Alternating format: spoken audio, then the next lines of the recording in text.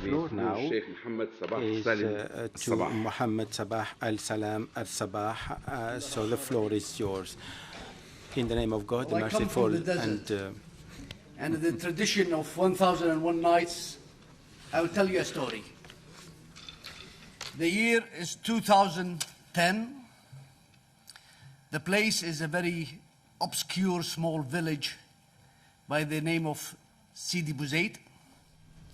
The actor was a simple street vendor, and the act was that this vendor set himself on fire. Mohammed Bouazizi, almost 3 years ago, he's certainly no political ideologue.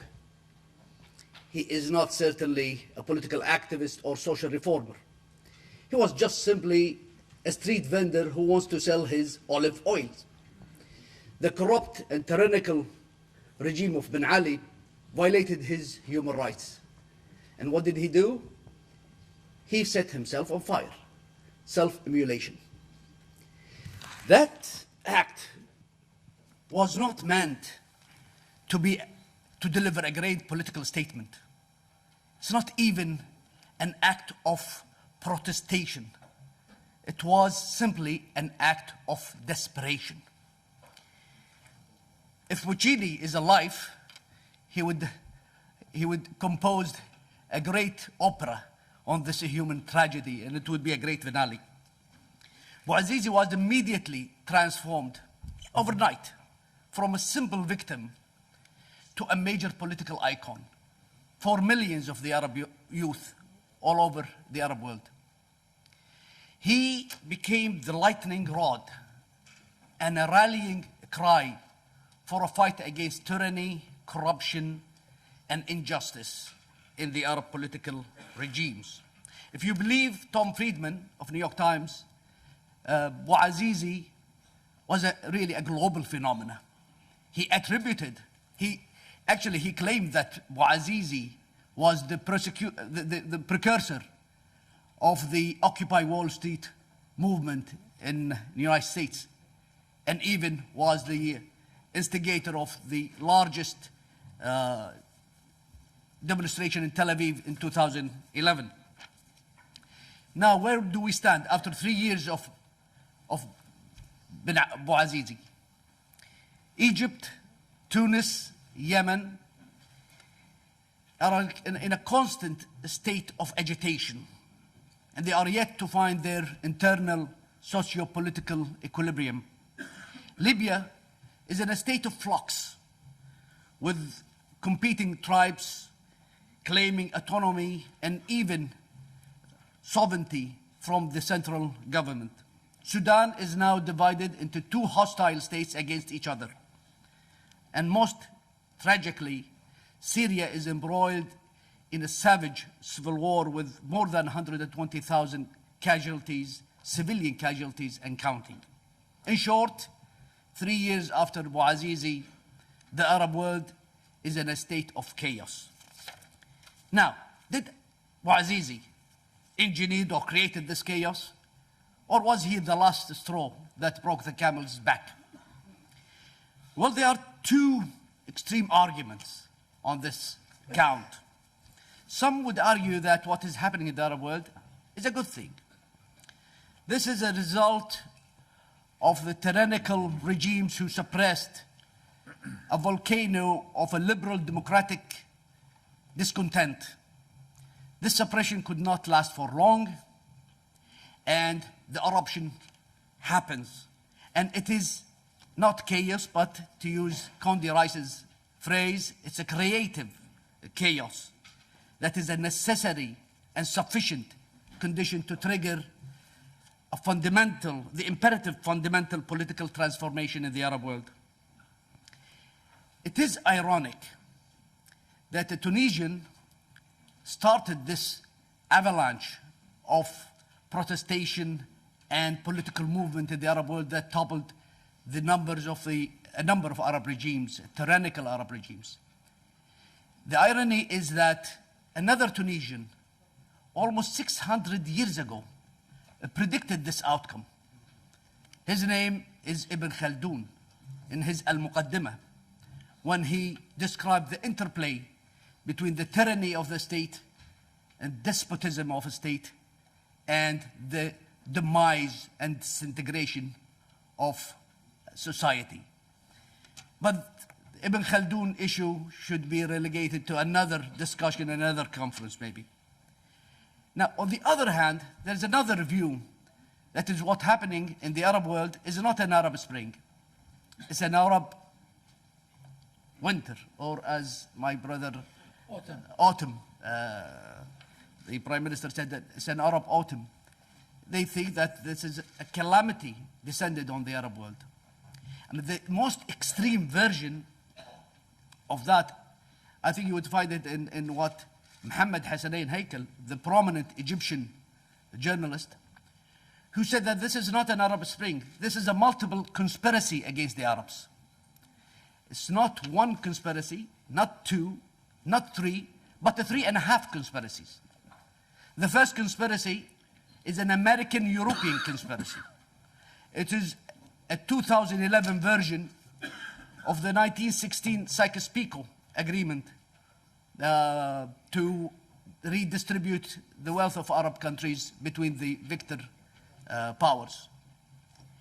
And the second conspiracy is a Turkish conspiracy to re-establish the Ottoman hegemony over the Arab world.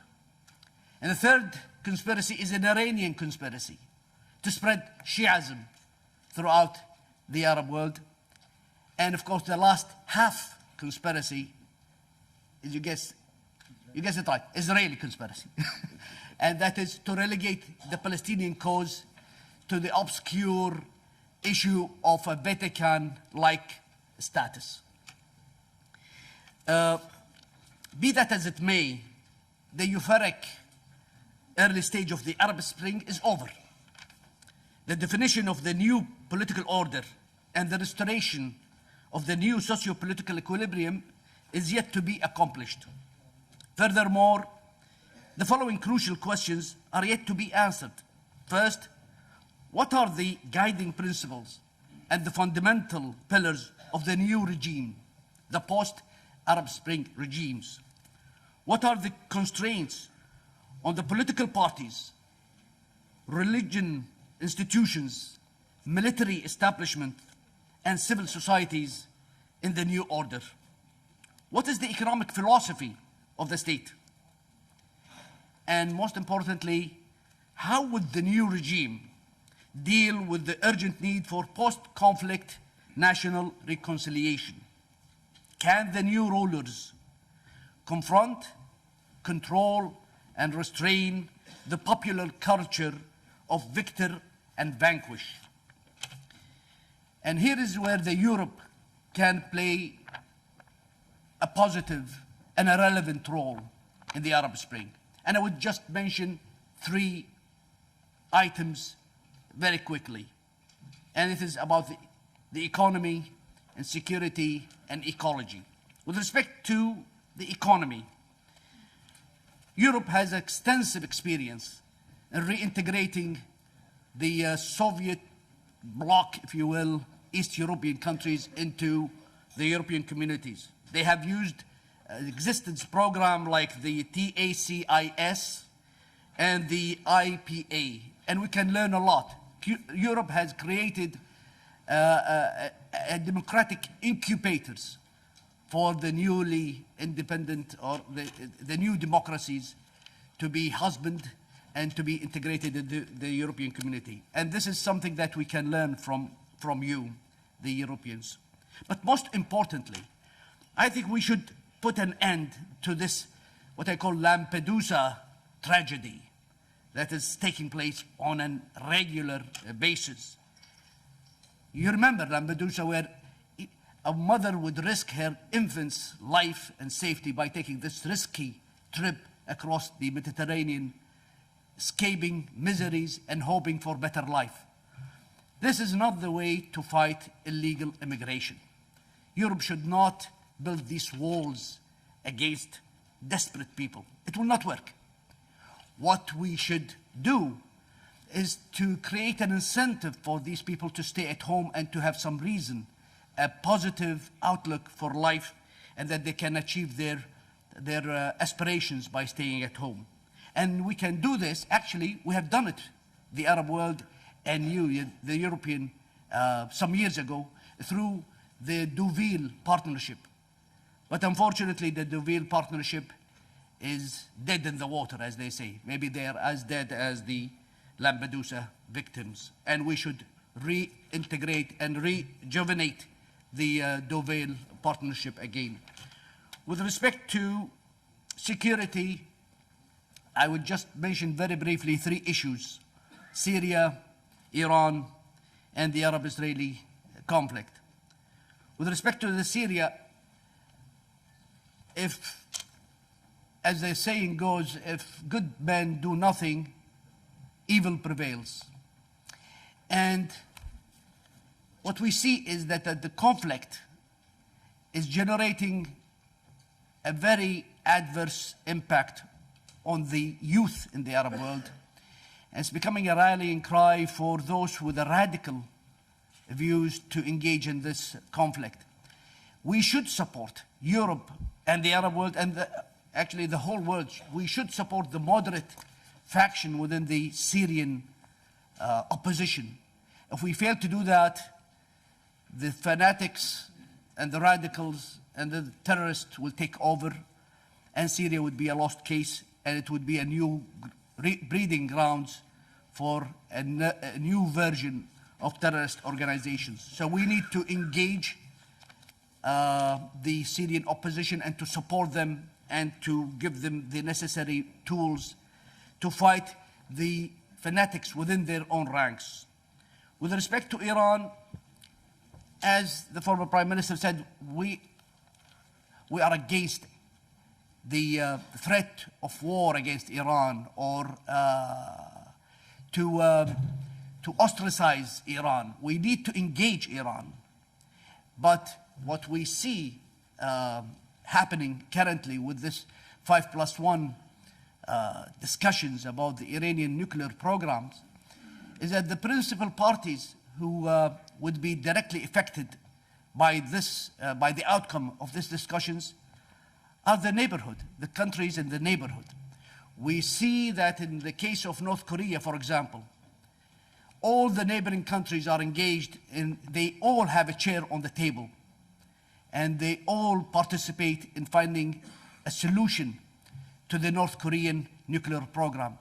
While when it comes to Iran, the Arab world are completely excluded from this discussion. Only 5+1 countries who are now, no one is a member of the region, are making deals with Iran that we are very concerned that it could be on our own national expense.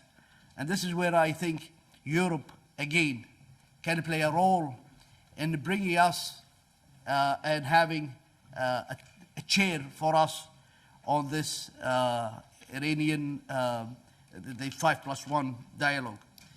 And the third issue with respect to security, I will just mention it because it was said in such an eloquent way by, again, the Prime Minister, Senora, about the Arab-Israeli conflict, so I don't need to dwell on that. Finally, we need to cooperate on the issue of ecology. We should think about our future generation, about our grandchildren, their grandchildren. And what we see now is that we are basically destroying our environment and making life quite difficult for our offsprings. I come from a country which has been blessed with hydrocarbon resources. Kuwait is rich in oil. Yet, I recognize that this irresponsible use of this natural resource by especially the developed world, the industrial world, has a serious ramification on our livelihood. The level of the CO2, the carbon monoxide, in the environment has increased significantly from 320 parts per million back in 1970, and the threshold is 350 parts per million. So in 1970, it was a little bit less than the threshold, about 320. To now, it's almost 400 millions parts per millions. And that means that the effort of the global effort to restrain the average increase in Earth temperature by only 2% would not succeed. And that would spell some serious consequences and a very gloomy outlook for our environment. I know that I have extended a little bit of my time, and I would thank Abdulaziz Al-Babtain for his generosity and the European Parliament for hosting us for this dialogue. Thank you very much indeed.